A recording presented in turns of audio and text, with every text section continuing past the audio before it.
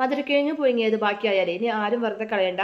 നമുക്ക് ഈ ഒരു ഐറ്റം ഉണ്ടാക്കിയാൽ കഴിക്കാൻ ഇഷ്ടമില്ലാത്ത കുട്ടികൾക്ക് പോലും ഒരുപാട് ഇഷ്ടപ്പെടുന്ന ഒരു ഐറ്റം ഉണ്ട്. നല്ല സ്വീറ്റ് ആയിട്ടുള്ള ഒരു റെസിപ്പിയാണ്. അപ്പോൾ എല്ലാവരും ഒന്ന് ട്രൈ ചെയ്ത് നോക്കുക. അപ്പോൾ അതിന് ആദ്യം തന്നെ ഞാൻ മധുരക്കിഴങ്ങ് ഇതുപോലെ ചെറുതായിട്ട് മിക്സിയുടെ ജാറിലിട്ട് ഒന്ന് അടിച്ചെടുക്കുന്നുണ്ട്. അതൊരു പാനിലേക്ക് ഇട്ട് കൊടുത്തതിന് ശേഷം ഞാനിവിടെ ഒരു കപ്പ് ശർക്കര പാനിയും കൂടി ഒഴിച്ചിട്ട് നന്നായിട്ടൊന്ന് മിക്സ് ചെയ്തെടുക്കാം. പിന്നെ നമുക്ക് ഫ്ലെയിം ഓൺ ആക്കിയിട്ടൊന്ന് നമുക്കൊന്ന് മിക്സ് ചെയ്തുകൊണ്ടിരിക്കണം. ഇതിലേക്ക് ഇനി ഒരു ടീസ്പൂണ് നെയ്യും കൂടി ഒഴിച്ച് കൊടുത്ത് വീണ്ടും ഒന്ന് നമുക്ക് തിക്കാവുന്നവരൊന്ന് മിക്സ് ചെയ്തെടുക്കാം.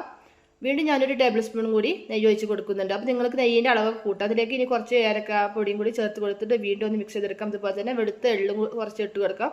അണ്ടിപ്പരിപ്പ് നെയ്യിൽ വറുത്തിട്ട് അതും കൂടി അതിൻ്റെ നെയ്യോട് കൂടി തന്നെ ഒഴിച്ചിട്ട് നന്നായിട്ട് തന്നെ ഒന്ന് മിക്സ് ചെയ്തെടുക്കട്ടെ. അപ്പോൾ നമ്മുടെ ഈ മിക്സ് നന്നായിട്ട് തിക്കായി വന്നിട്ടുണ്ടെങ്കിൽ നമുക്കിതൊരു ബൗളിലേക്ക് ഒഴിച്ച് കൊടുക്കാം.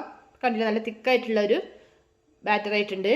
ഇനി നിങ്ങൾക്ക് കട്ട് ചെയ്ത് കഴിക്കുകയാണെങ്കിൽ ഒന്നും കൂടി തിക്കാക്കി എടുക്കാം കേട്ടോ. അപ്പോൾ ഞാനിതുപോലെ സ്പൂൺ വെച്ചിട്ട് കോരി എടുക്കുന്നൊരു ടൈപ്പിലാണ് ആക്കിയിട്ടുള്ളത്. അപ്പോൾ നല്ല അടിപൊളി റെസിപ്പിയാണ്. നമുക്കിത് മധുരക്കിഴങ്ങ് വെച്ച് ഉണ്ടാക്കിയതാണെന്ന് ഒരിക്കലും അറിയില്ല കേട്ടോ. അപ്പോൾ കുട്ടികൾക്ക് ഒരുപാട് ഇഷ്ടപ്പെടുന്ന റെസിപ്പിയാണ്. അപ്പോൾ ഇഷ്ടപ്പെട്ടാലൊന്ന് സപ്പോർട്ട് ചെയ്യാൻ മറക്കരുതേ.